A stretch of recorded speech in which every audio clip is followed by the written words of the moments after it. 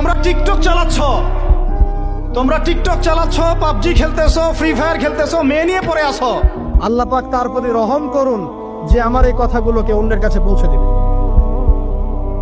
নবীজির ভাষণ। এরপর নবীজি বলছেন, জেনে রাখো নিশ্চয়ই তোমাদের পরস্পরের, মুসলিমদের পরস্পরের সম্পদ, পরস্পরের রক্ত, পরস্পরের এই যে জান মাল ইজ্জত, এগুলো একে অপরের জন্য হারাম।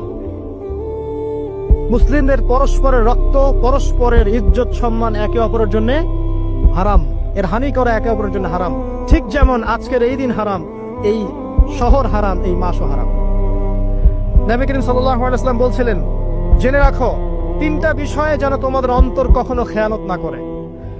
তিনটা বিষয়ে তোমাদের অন্তর যেন কখনো খেয়ানত না করে। এক, তোমরা যে কাজটাই করবা শুধু আল্লাহ পাকের সন্তুষ্টির জন্য করবে। তোমরা যে কাজই করবে